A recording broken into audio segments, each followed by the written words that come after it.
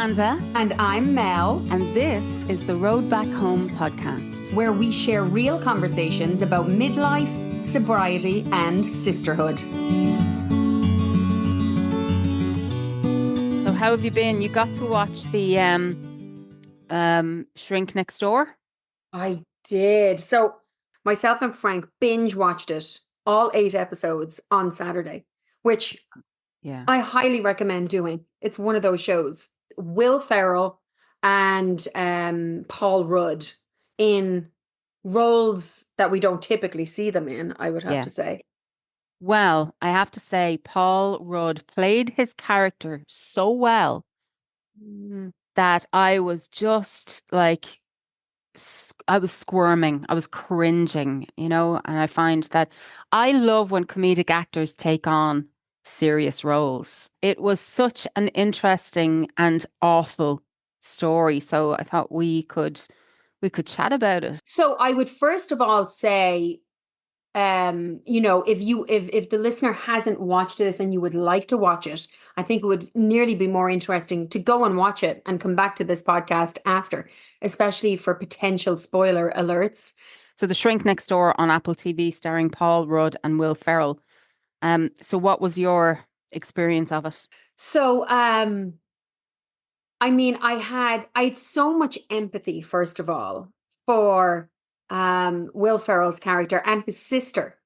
I actually felt like I could relate to his sister in ways, particularly where it came to how protective she was of her brother. It wasn't mentioned in the show, but I would make a fairly strong guess that the character Will Ferrell played was on the spectrum. And I don't know if it was maybe diagnosed or if it was a case of, it had just been brushed under the rug and he had just been considered, odd or different throughout his life. Because also you're dealing with this, this starts in the 80s, doesn't it? Does it? I think so. Yeah, I think it does. It's like they had almost 30 years. Was it 27 years of a relationship? 27 years. Yeah. Yeah. So tons of empathy for those characters.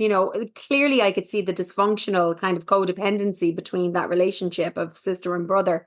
Of course, Paul Rudd. Like I felt myself shouting at the screen so much, oh my God, why can you not see through this?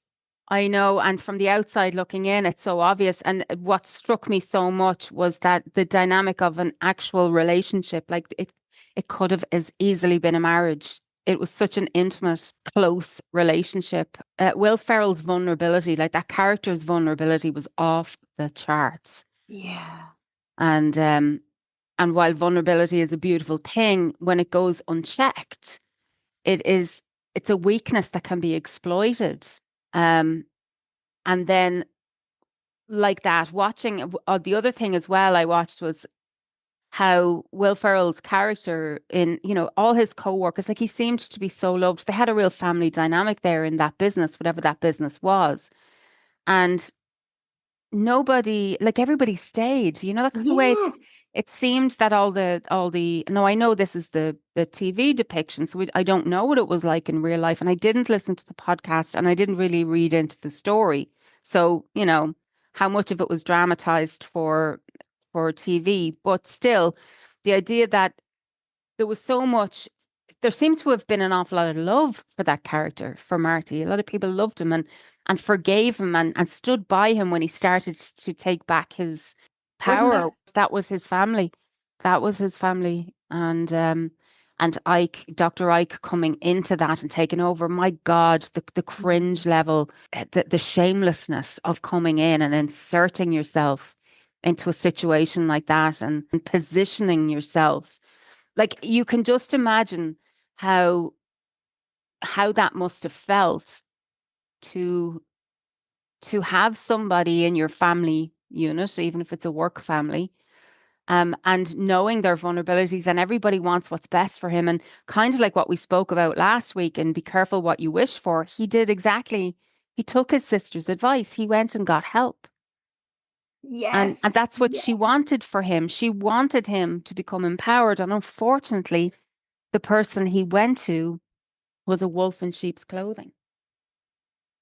I think that was the most difficult part of the series for me, was watching that split between the brother and the sister. What do you make of the dynamic between Dr. Ike and his wife? Mm. It was an interesting one because I think that she knew that it was wrong, but she was benefiting so much from it. And, she could have been scared of him. Who or knows? or scared of her life without him? Mm, and I think maybe the wife, on some level, had an instinct that he wasn't fully committed to her. And in another way, although the control wasn't as intense, like he was, oh, the way he played with Marty's emotions just was so upsetting. It was so sadistic, and it was so outwardly manipulative. Um, but I think as well that there was potentially some control on the other side, in that the wife knew if she called it, that she'd lose him, and what she might lose with him, because he was an esteemed Right. doctor. Yeah, she was benefiting so much from his access to Marty's resources. Yeah, and that, made me think a lot about the power dynamic in a relationship. And, up until now, I'm more familiar with it being the man being in power, being the breadwinner, being the earner, the provider, the woman being at home with the kids. Now, it's not necessarily like that these days, but at least when we were growing up, and especially when our parents were growing up, that would have been the way that it was. And there there is so much fear around, leaving a relationship, I imagine, when you're not the one bringing in the money. You're not the one paying the bills. You're not the one paying for the kids' clothes and the food on the table. I can't imagine how many women have had to choose to stay in a relationship, mainly because they can't provide for themselves. And so it's fear that keeps them there. Yeah. Oh, absolutely. You see it, you can see that playing out in a lot of ways where it's like, nobody wants to murder the golden goose kind of a thing. And will turn a blind eye as a result. There's lots of, I don't know if you're following the Madeline Soto case in America. No. And it's just so distressing that, she had only just turned 13 and went missing, and of course was found dead a few days later. And what they have since discovered is that the mother's boyfriend was abusing this child for years. And it appears that the mother knew, or whatever her own insecurities were, she was afraid to, um, and I don't mean in a conscious way, but she did not stand up to him. She didn't protect her daughter, because protecting her daughter would have meant losing this a supposed love of her life, who was actually a predator, who was destroying her daughter, And to think that you could be that desperate for validation, or, you probably think it's love that you're desperate for, but really it is, on some level, this relationship is meeting a need. And rather than investigating the need and developing an actual relationship with the need, owning it, taking it back, and seeing, like, what is this need and how could I meet it in healthy ways? Just settling for it being met by this person who is red flag county, and just choosing not to see it, like not to pay attention, and then to the detriment, to the ultimate cost of her daughter being murdered by this man. You know, it really is mind blowing to think that somebody could be kind of that needy, or that bereft of need, or that their need being met, that they would put themselves and their families, that they would end up in situations like this and not um, have boundaries. And actually, it reminds me of we have lovely neighbors here, and one of the youngest girl, there's two girls, and the youngest one, she's such a gorgeous girl, and I was visiting them over the weekend, and she's really really animated. She's got a great personality, and she's sassy and things, and she just kind of blurted out something about a boy in her class told her she had anger issues. And I said to her, I said, "Do you have anger issues or do you have boundaries?" You know? How old is she? Oh, she's probably eight, nine, Oh. 10, you know? Now, So, what was but her reaction to that? yeah, she was like, yeah, maybe. And obviously, it didn't go any further than that, but it was just introducing the concept to her because there is a very, young person who's being told also by a young person, but it doesn't really matter, but who is now being told that her no is actually a problematic thing. It's an anger issue. Like it's not, rather than me honoring your no, rather than me having respect for your boundaries, I'm going to call it anger issues, Yeah. you know? And it was just such an interesting thing to hear at that age, when I think about all of the times that I would have tried, or how many of us would have tried to have a boundary or set a boundary only to be shamed for that boundary and told that you were difficult or that you Well, had anger issues. that's why I asked how old the child was, because Yeah. can you imagine if at 8 years of age you are learning this stuff? You are learning about boundaries and you are learning that that's okay. Hmm. Um, because, the chances are she probably doesn't even know what the word boundary means. But if she did, and if she was taught to recognize that, and, Mm. also to recognize that no matter how young somebody is, but calling it anger issues or turning the problem onto you is also not okay. No, it's essentially gaslighting. Yeah, which, oh my God, this show, The Shrink Next Door, is Yeah. Yeah. full of. When I started, when I kind of like first took action on wanting to do something in the world from a vocation point of view, and I created Girlwise, as you remember, which was my Yep. very first manifestation of, I guess, the path I'm on now. And Girlwise was an idea where I would host nail art parties or creative parties where we'd gather together and over some kind of creative outlet. But more so than that, and that's what I was doing. I was doing nail art parties.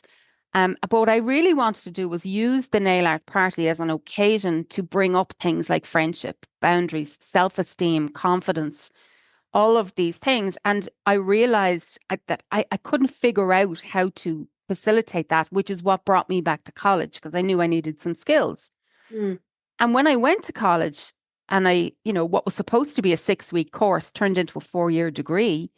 And the first year of that was our personal development module. And I realized in that module, oh my God, Girlwise is really about me.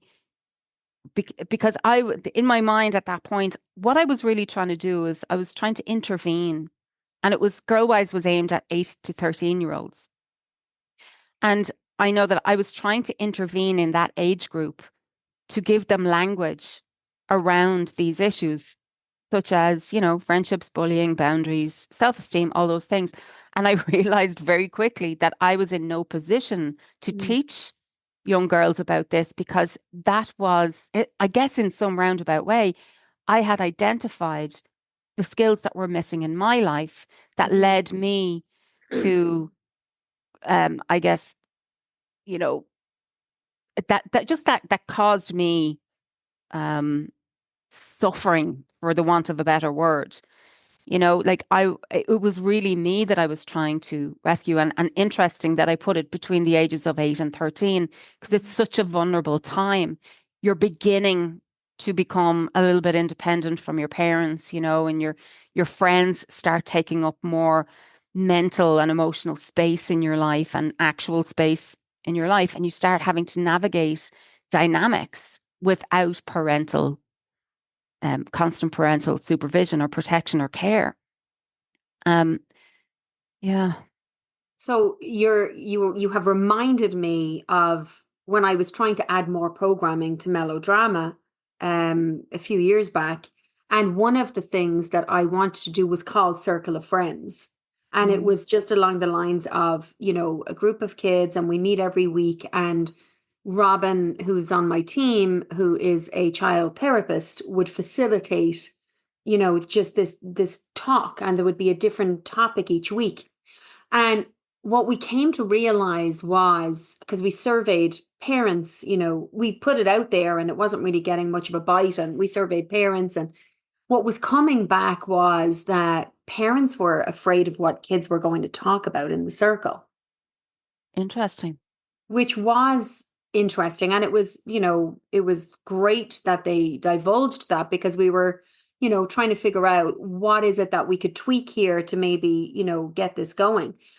Whereas, when you're talking one on one and you're paying a therapist to be with your child, it's private and it's confidential. But there was that level of vulnerability to opening up the circle and kids jumping in and, talking about things that perhaps, were not subjects that parents were happy with kids discussing outside of a private session. Mm. So I thought that was interesting too, because although I can understand and support that, it also makes me feel like it's another brush under the rug situation. We don't talk about that in our house, kind of thing. We don't talk about Yeah, that outside of our home. So I can see yeah, both sides of it. absolutely. And it's a bit of censoring, which means there's shame around there. And of course there is, because these things are not out in the open, and what is secret is shameful.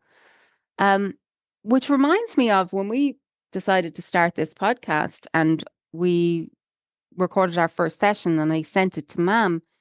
And then we had the conversation, or you and me were like, God, how's Mam going to feel about this? And then I had the chat with Mam to say, listen, obviously me and Mel doing a podcast means we're going to be talking about stuff, and I'm going to be talking about a lot of stuff about not necessarily details about growing up, but we're going to be talking about stuff, and like I just curious how you will feel about that, because we don't want you to feel like and we're not going to be airing family stuff. It's both of us are respectful enough to know that not a that there are boundaries and limits, but we can still talk about ourselves as humans, and all of the ways in which certain lessons might have slipped through the tracks. Or even I was saying to a mom today, like, no matter how good of a job you're doing as a parent, your child is on their own journey, and is always going to have to unpack something at some point. There's going to be something. Um, and you're not the only parent. I mean, culture parents us, our teachers parent us. Everybody is has a role in shaping the individual.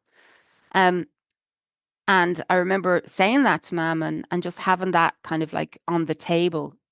And then in terms of the circle and things like that as well, growing up with a dad who was a public figure, and it doesn't have to be the case that your dad or a parent is a household name, but all of us, anyone who lives in community, and especially in small community, we do have a kind of an unspoken arrangement, like not to talk about your parent, like to uphold the image of your parent. And you think that any kind of expression of disappointment or um, struggle that you might be having would be a negative reflection on them.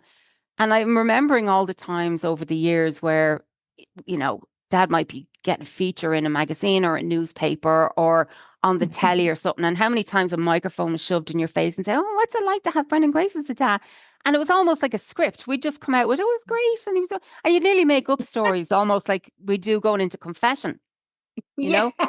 Actually, I said that to a priest the other day. I made that analogy about I said that to him. I said, it's kind of, oh, do you know what it was? I said, are they still doing confession in schools? And he was like, yeah. And I said, and are kids still making up things just to get out of the class like I used to? And he kind of wasn't impressed. But, he didn't laugh it off. And I was like, yeah, okay, well, fair enough. But I guess it wasn't until maybe, it could have been maybe 7, 8, 9 years ago that somebody, and I don't know what it was for, and asking, about the details. And I was in my script. I was just kind of like, I was just rattling off the things. And it was the first time ever somebody ever said, in the context of, you know, finding more out about Brendan Grace or his family, somebody ever said to me, God, that must have been really hard for you. And I almost heard the record scratch in my head. I was like, huh? And it really had an impact on me in that, like, that it was somebody actually empathizing with me and not just getting information out of me. And I just remember having, and there wasn't a conversation about it. There wasn't any kind of big therapy session about it or anything like that. But I was just like, oh, wow, like it's, that acknowledgement of, there being another story, another experience around that, um, was very interesting. Like, I love the Tommy Tiernan show Yeah. specifically for this reason, right? Yeah. The questions he asks, and he'll sit and he'll think about it before he even goes there. They're questions that, like, I'm excited to hear the answers of, and that I genuinely feel, difficult as Mm, it might be sometimes for the person being interviewed to answer them, it shows a vulnerability. And I think that we mm, really appreciate that, because absolutely. I mean, between social media and, like you said, the way, we had to grow up upholding our dad's reputation, there is a lot of facade that comes with that. And that Mm, becomes addictive because it's easy. It's mm. easy until it's not. Yeah. And then where do where is the space then for the parts that are hard or that aren't easy or that are disappointing or frustrating or all that? And I'll never, like, I'll always remember as well growing up watching movies that were always like the American kids. You know that it's a trope where the dad is an overworker or the dad's at work and doesn't make it home in time for Jimmy's party, you Mm, know? And Jimmy then, when the dad comes home, is all mopey. And even though the dad comes home with a present and loads of presents, and Jimmy is still like not talking to him because he didn't show up for his ball game or his party or something like that. And my attitude, and I've spoken about this before, I think, my attitude towards that kid on some level was, you ungrateful little bollocks. You know, there he was out there breaking his bollocks, working for you, and blah, blah, mhm. blah. And the absolute invalidation of that kid's disappointment, like in a not an 8-year-old isn't conscious of the pressures that a parent is going to be under. And all that matters on the day of their birthday is that, everyone is there to witness the cake and for the party and this and that. And when dad doesn't make it home from work, that they're allowed to be disappointed. But I saw that as so indulgent, where, the the mom is kind of like, or even the dad is kind of like, oh, I'm so sorry, Jimmy, instead of like kick up the hole and get So, over it. so hold on, let me come in here because now I'm trying to figure out. So do you feel that is this like oh God, a contradictory kind of a feeling you were having? Like, on one hand, you're like toe in the hole, ungrateful little bollocks, but the other side is his disappointment should be validated and allowed. Is that what you mean? As I grow up now and see that, that it was fair and that it was still, that it's fair that the kid be disappointed, and Yes. that it was fair that a disappointment be expressed, and that Mm, that the child is allowed to be like, well, yeah, thanks for the presents, but it's you I wanted here. right. For the kid to have that, and for that to be witnessed and heard and taken on board, as opposed to kick up the hole. You Which know, is, yeah, I mean, there's no way that our disappointment would have been validated when we were growing up. yeah, and it's a reality for families where work takes precedence, and priorities, and the parents are under adults are under huge pressure, and there's compassion there too. But I guess, yeah, it's that bit in the middle that only now as an adult that I see how a child's emotional life, like they're much better served if their emotional life is supported and validated and attended to, as opposed to only acceptable when the emotions are um, comfortable and easy for the adult. Yeah. You Oh, know? absolutely. Absolutely. And maybe this is for another episode, but it also brings me to, like, love and conditional love and unconditional love. And when a child is trying to express something, and it's difficult for us for whatever our reasons, whether emotional or a time constraint or something at the time, to really actually acknowledge whatever they're feeling. It's very typical to go into the whole, why are you feeling like this when I've given you A, B, C, and D, right? Yeah, I've yeah. given you that. I do this for you. I'm killed bringing you here, there, and everywhere, blah, blah, blah. And I have to say, as a parent, I am very aware of that. And I really do try not to add all of those conditions to whatever the situation is. I am by no means a perfect parent. There has been plenty of times when I've listed the shit off, and there's been plenty of times when I haven't reacted to a situation in a way that was helpful to the child. However, I do have an awareness around it. And I Mm, really do try to stop and think before I go there, because it's, mm. at the end of the day, listing those things off, those are not the reasons why the child is feeling the way that they're feeling. It's not helpful. Um, Yeah, and it's also, it is another form of shaming. It's an indirect form of shaming. Like, you should be ashamed of yourself for being disappointed when I've given you all of these things, when I've done all this for you. You don't get to feel like that. I remember you describing it to me as, you know, it's almost like a form of currency yeah. that a parent hands over to a child and says, because I have given you A, B, and C, you don't get to experience being disappointed on my time. You owe me gratitude now. Yeah.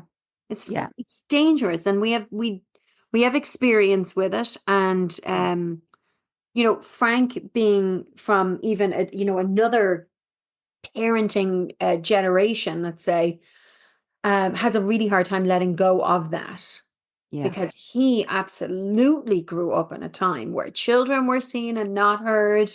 Yeah. You were grateful no matter what. Everyone else was worse off than you.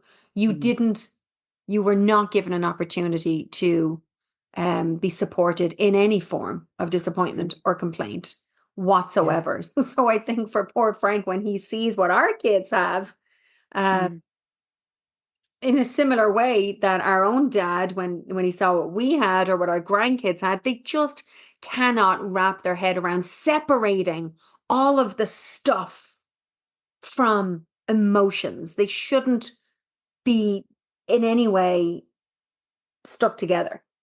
yeah. The emotional need is going too far. It's like the bargaining chips, that's why I bring you all these and you're supposed to settle for this bargaining chip. You're supposed to settle for I'm going back to the trope on whatever movies. You're supposed to settle for the big over extravagant gift that was brought in compensation for the fact that, I missed your important thing. And then the kid to essentially hold their ground and have their boundary and say, well, nice gift, Dad, but what I really wanted was X, and you didn't deliver, and I'm disappointed about that. And the dad taking a moment to feel the shittiness Mm. of that, and there to be some kind of new ground then established, as opposed to a falling out and that hierarchy of, well, I'm busy and I'm my job is more important than your birthday, which is not explicitly said, but eventually becomes some kind of internalized Mm. belief by the kid. That's almost like, well, I better not impose here because X, Y, and Right. Z is too important. And getting back to the you know the thing that we watched, the therapist or the shrink next door, when you think about that as a conditioning of a person, like Will Ferrell's character Marty, like having absolutely no boundaries, and Yeah. and being such a people pleaser.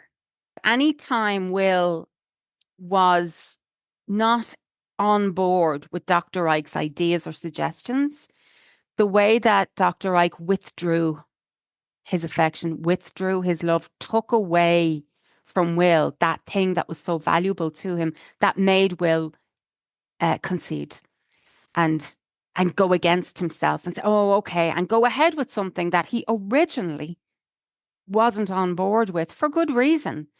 Um, but that, oh, it was just awful how that came up. But yeah, this idea of like the extreme end of people pleasing, and it can start because there is no one particular event that turns us into people pleasers. There is a series of non-acceptance.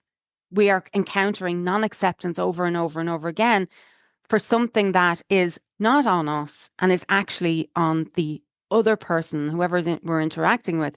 It is their inability to adapt and their unwillingness to adapt that actually is what it's about. But then it's like the deflection is as if you're being difficult.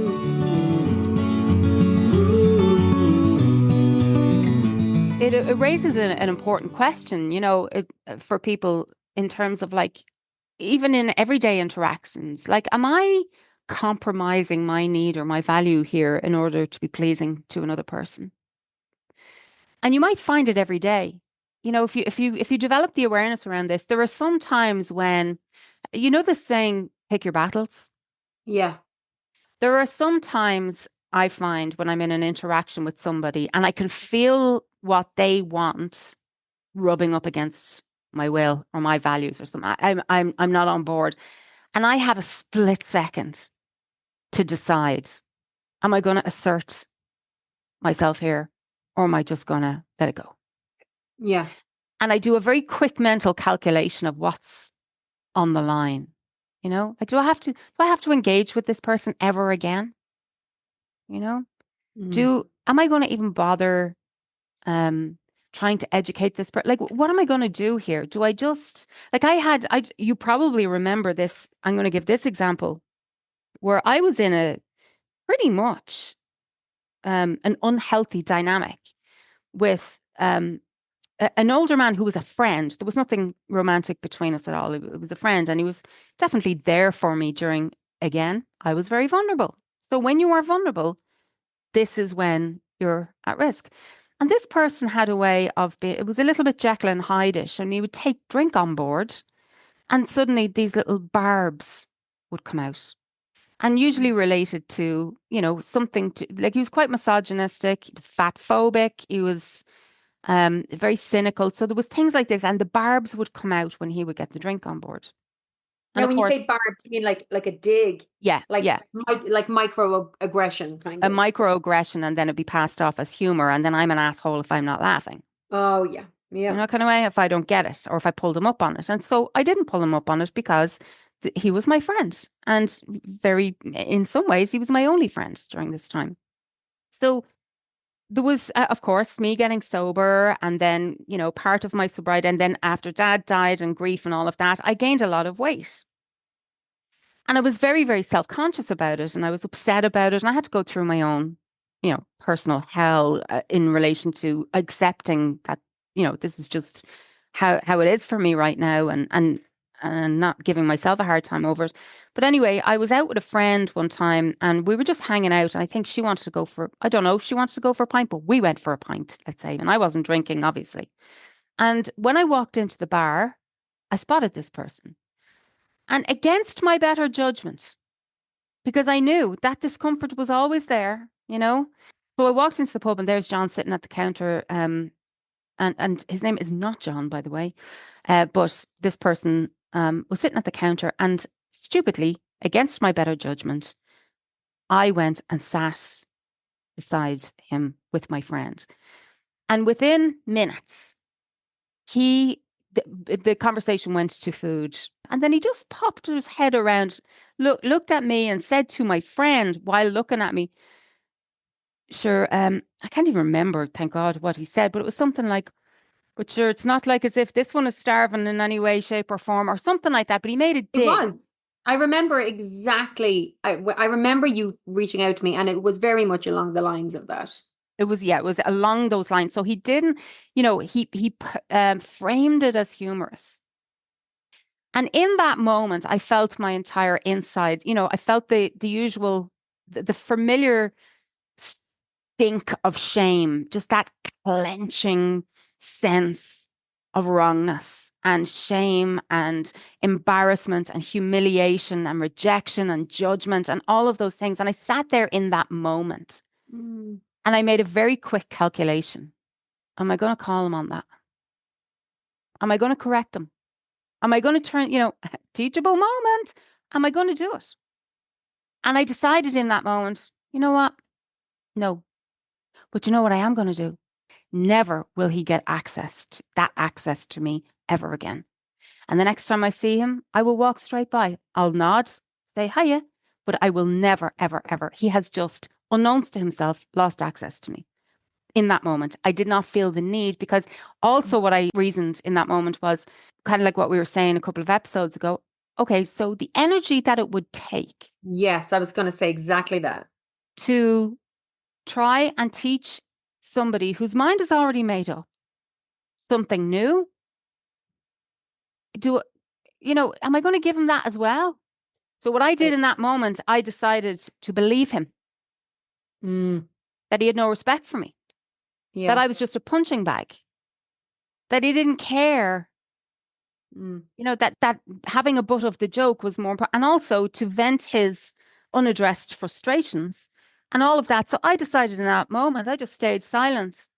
And I didn't laugh it off like I would have before in my previous people pleasing way. So remember, I've said before, sometimes people pleasing can come in unexpected forms. So one of the ways I would have people pleased in that dynamic would have been to laugh at his jokes, even if I was the butt of them. Right. So I didn't give him that. I just sat there because I've gotten good at not responding. I can sit in silence now. I used to be able to do that. If he drops a bomb like that, do you know what it is? It was like as if he farted and I didn't cover up the stink. I just let it linger in the air. Not that we're looking to overpower someone in a situation like that, but there is a sense, and I don't want to use the word power because I'm looking for another word. There's a sense of, I guess it's authenticity, but there's a sense of confidence maybe in rooting yourself in the way that you did in that case, and kind of, the saying, give somebody enough rope and they'll hang themselves. And if you can stand away from that and not taint it by joining in, Hmm. it's much more powerful. Mm, And maybe that can be the lesson for somebody who's aware enough and this mm. person's not aware enough. But you know what I'm really interested to hear, first of all, because this was a few years ago. This was a few years ago, and I Yeah. did, in all transparency, I did come home and I did cry. Yeah. And I did feel very upset about it. And I had to really tend to myself and give myself a lot of empathy and compassion. The empathy and compassion I did not receive from him in that moment. So my disappointment, I also made the decision in that moment to not express my disappointment. I didn't fight for the relationship. I let it go there and then on the spot. Has he ever been in touch since? No, Isn't that interesting? So it literally, he is but he, aimlessly he, stumbling through life with no idea that he was offensive in any way. now remember, he didn't invite me into that situation. So we hadn't been in contact really anyway, because since I gave up alcohol, there was a lot of friends fell off the radar then because, Right. how do you hang out with somebody who's not participating in the thing that you are on a daily basis? Drunk people don't like being around sober people. And I didn't offer him in the moment because I knew enough in that moment to know that if I challenged it on any level, what I was going to get back was, I'm only joking. Have a sense Oh, of of humor. course. Of I course. love you. So and then that is a way of twisting things to make me seem unreasonable. So I also didn't offer that. I just let it linger in the air. And my friend was very uncomfortable. So that is another example of, let's say, a situation in which previously in my vulnerability, I got into a relationship because he was always like that. So the dynamic was always that way, but I made accommodations for it because I was vulnerable and I didn't, quote unquote, have anybody else. I was thinking that given that we've been discussing the shrink next door and this idea of coercive control and getting into very sticky relationships, whether it is on the subtle end of the scale or hopefully not the extreme end of the scale. But I guess what I have here is I have some questions. Mm, Some questions that we could ask ourselves that will help us recognize when we're getting into that sticky territory, when things are becoming muddy and not clear. mm, You know, so first of all, how often do we compromise our needs or values to please others? It is useful to notice, just notice when you say yes to something, even though it feels like a no. So in my example, I said yes to something that felt like a no. I went and I sat on a chair beside somebody, even though if I'd have checked in with myself deep down and honored the no, so I made the mistake of sitting down, but ultimately it wasn't a mistake because it ended up being clarity for me and closure and certainty that, you know what, this, friendship has seen its course, um, and I'm just gonna move on. So noticing and the yes and the no, get that information from your body. When your body is almost like your mind is driving you towards the seat and something in your body's like, no, just get. Oh, how often do we betray that? I know I do. I Mm, have such strong feelings about things, and then I betray it, and I just make a choice that ends up being something I kick myself for later. yeah, yeah. Mhm. And I think sometimes we have to experience that to the degree that the no becomes like, okay, the final straw.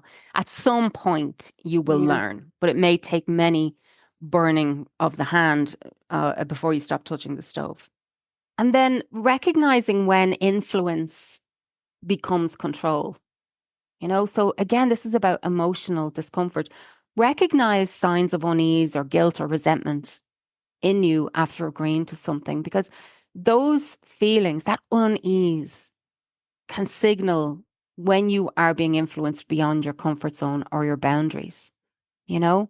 Mm, Um, so whether or not, it's just it is very important that we at least develop an awareness of when I am uncomfortable. It doesn't automatically mean that you shouldn't be in the position that you're in. It just is information. mhm, And if it's coming from your body, it's also some kind of truth. And it's just worth checking in and saying, why am I uncomfortable? What is this discomfort? What is it about? And even with your body being like check it out physically. Like if I step away from this thing, how does it feel? If I step towards this thing, how does it feel? All those things. Learning how to identify relationships that serve needs on both sides rather than those who that exploit the needs. So are all parties feeling nourished and supported instead of drained and used? And I have a good one example here. I had a friend one time who, and again, this was before me having boundaries. This was before me being able to express anything. But this person was forever late, never on time, ever. And I'm talking hour, 2 hours. And it used to really upset me. It might say, let's meet for coffee at 10 o'clock in this place and 11 o'clock and she's still not there. No message, no nothing. And even when she gets there, it was just a laugh. There was no apology. It was just like this kind of laugh. And I couldn't find the words to say, I just, a resentment would build instead. I would try, because again, not wanting to be the unreasonable one. I didn't want to be the prick who's sitting there. For some reason, I thought it was prickish to sit there and complain or mm, or express disappointment or frustration. We were supposed to meet an hour ago, and when you're not here on time with no notice, I tell myself things like, she doesn't respect me. She mm. doesn't care. My time is not valuable. And, I really don't like how it feels, you know?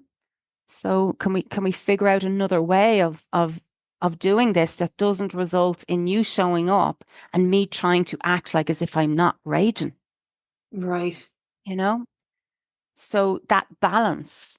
being there. And on the other hand, just to be fair, I would have imposed myself overly on her. So I would have shown up uninvited even, like, so I wasn't, I guess it was happening on both sides, whereas I was probably too on time, or not too on time, but like I was probably too invested in Yeah. the relationship. I don't know, but there was on both sides. I wasn't an innocent party there because I was never expressing needs, nor was I checking in with hers. Because how could Is I it be? a friendship that you miss? No. I feel the same way. I don't feel that I have a friendship that I had that's not currently in my life now that has created a void. Mm, And I think that really does kind of validate that saying that there are friendships that just run their course. And I loved when they were there. I mm-hmm, don't have regret. I don't have ill feeling. hmm. But when you look back and think, wow, I was giving that person so much of my time, and now here I am without that friendship relationship in my life, not missing it, it begs Mm. the question, what were you in it for? Yeah, yeah. Mm, I know that I have outstayed my welcome in friendships simply because, the people pleasing thing, in that, like, I didn't want to be the one.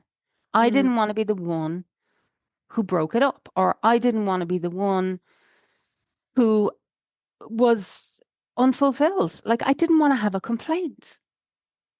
That kind of way. I never was able to offer that feedback that, this just isn't working for me, and see if the other person, or between the two of us, like, and that, I think that was in that moment of decision with your man at the bar. I was like, do you know what? Like, this isn't worth fighting for. Like, it's the relationship isn't worth fighting for. So I'm just gonna let it go. yeah, and then there's the situation like that I had where I did speak up in a friendship and basically said, this isn't working for me, and stepped away and was punished Yes. as a result of that, which is very off-putting, going forward. It's nearly easier to just, either keep someone at an arm's length, but I tried to, in a I I certainly didn't say anything offensive, but I did express the fact that it was not working out for me. Um, and stepped aside. And not only was I punished in very microaggressive ways, but I also experienced that kind of FOMO as well, Yeah. seeing that person or those people, all out together. And then you start, telling yourself that, well, they all seem to be doing fine. Was I just too sensitive? Or, you start double guessing yourself. But when you realize that you are happier and more relieved and at more peace without certain relationships in your life, I Mm, mean, that's the mm, that's the truth right there. That's the only yeah. validation you need. But it took me a while to get there because I knew at the time that this wasn't something I wanted, and I spoke out about it. I placed a verbal boundary because otherwise I would have been mithered Yeah. and was not, given a kind of a respectful parting. And I Yeah. suppose I wounded somebody. So, they reacted in the way a wounded animal would act, or Mm. person. Yeah, and the non-acceptance, and in the TV show we see it multiple times where Marty, tries to say no, and there is either, some kind of a withdrawal or some kind of a big reaction from your man that kind of pulls Marty back in Mm. to deferring because this person is literally just in complete non-acceptance of anything but their way, and that's a really dangerous thing.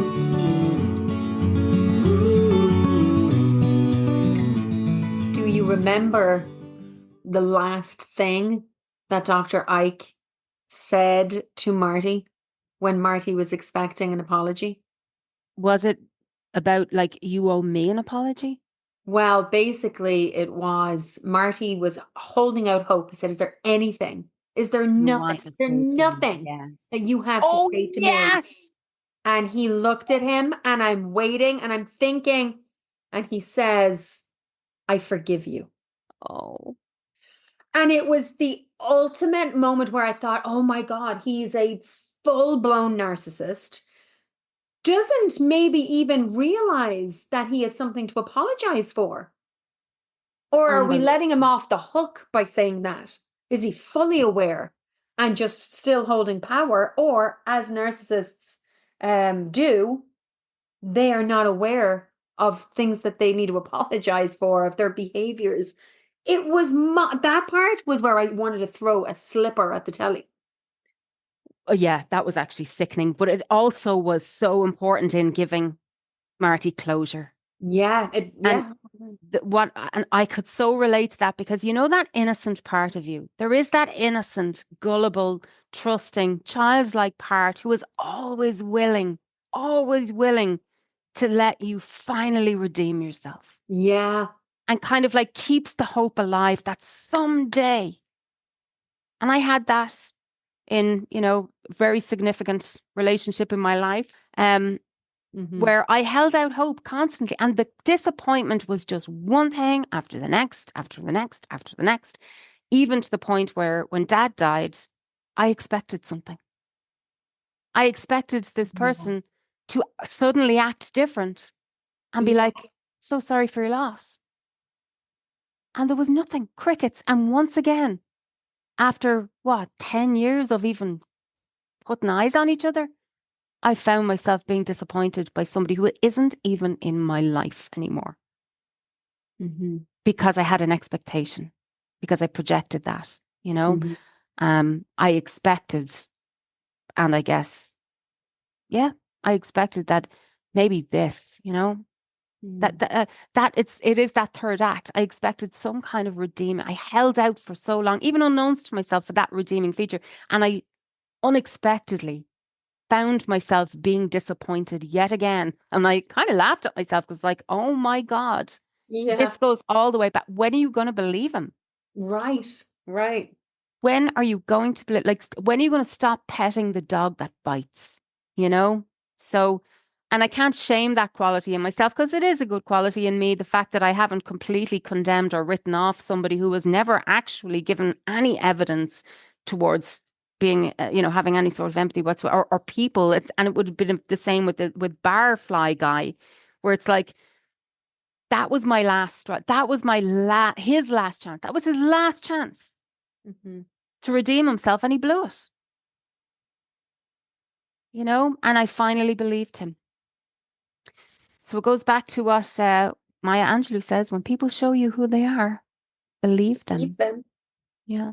I do love that. Well, I hope that our listener is either contemplating watching the show that we've just ruined for them, or maybe took my earlier advice and paused this episode and watched the show and came back to us. Either way, it is an excellent series from every perspective. There's Mm, just so much emotional crap in there. Um, mm, and if you're on this journey with us on layering midlife as we are, mm. I would highly recommend watching this show. I'm also a huge Will Ferrell and Paul Rudd fan, Yeah. actually. The other thing as well, I thought was the casting was so clever because Paul Rudd is essentially like such a likable, or so putting such a likable person in such a despicable role had an extra level of mind fuck about it.